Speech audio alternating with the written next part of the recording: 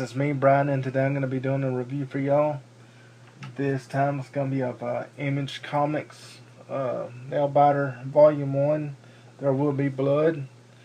Um, this is by Joshua Williamson. Mike Henderson did the art.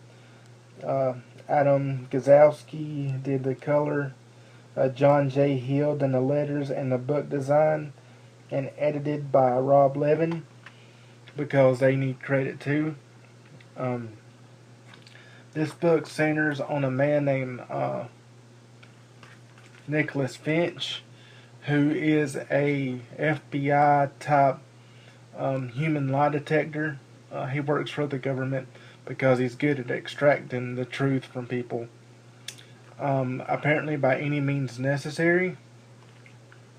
And one day he gets a call from his friend named Elliot Carroll, and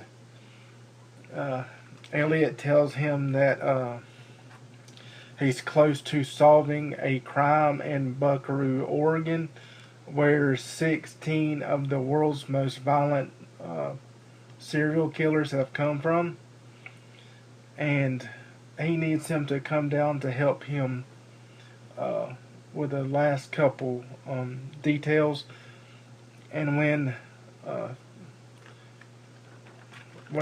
Nicholas Finch gets there, let me make sure that's his name. I know it's right here. Okay, Finch. Finch. I kept wanting to call him French, but it's Finch. When he gets to Buckaroo, Oregon, he finds out that his buddy Elliot has gone missing, and so he teams up with the local sheriff to find out what happens to him. At the same time, we find out that the last serial killer who went on the killing spree, his name was Edward Warren, I believe is his name. Edward Charles Warren, who they dubbed the NailBiter because he went after people who chewed their nails, and he would take and hold them captive until their nails grew, and literally bit the tips of their fingers off, chewed them to the bone, and then killed them. And we find out that he was recently released from prison because of insufficient evidence, and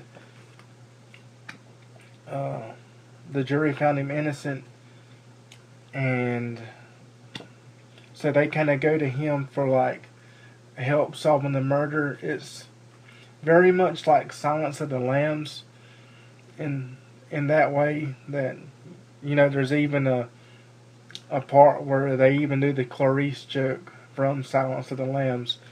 I don't know if it differs in the single issues or the later trades, but I found this to be, although interesting, it felt very generic, and that's not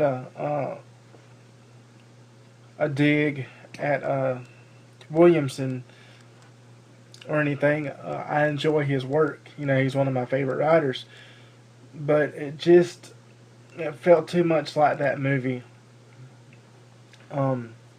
But I have to say that I ended up reading this in one sitting, so it kept me intrigued throughout the story.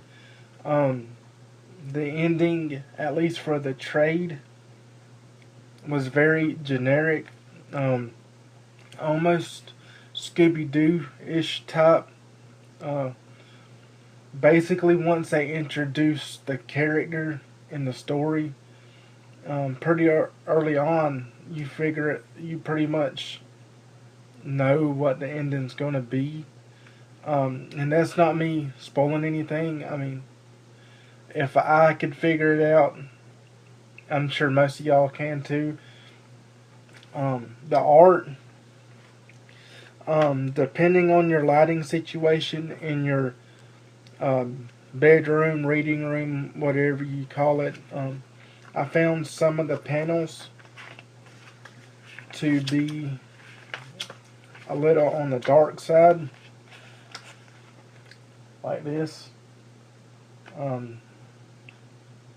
It may not look that dark, but it's a little on the dark side.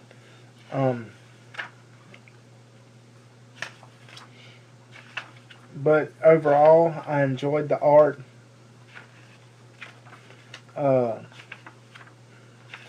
It's kind of twisted, some of the stuff you see in here. Kind of torturish. So if you're not into that type of thing, I can see how that can throw some people off. But overall, I enjoyed the story.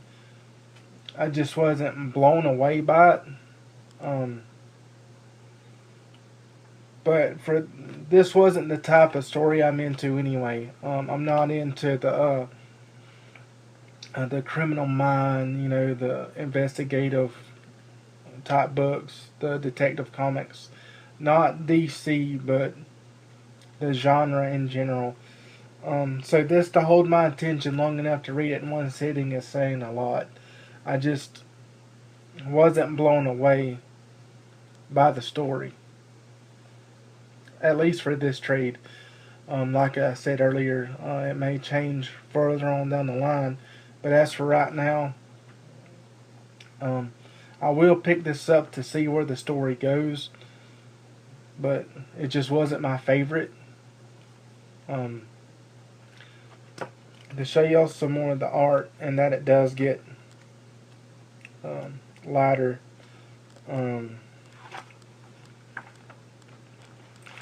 Here's a lighter image so you can kind of, I hope y'all can see that, get a feel for the art. Anyway, that's what the art looks like. That was the NailBiter dude. But anyway, I hope y'all enjoyed this. And I will talk to you later, guys. Bye. Love y'all. God bless.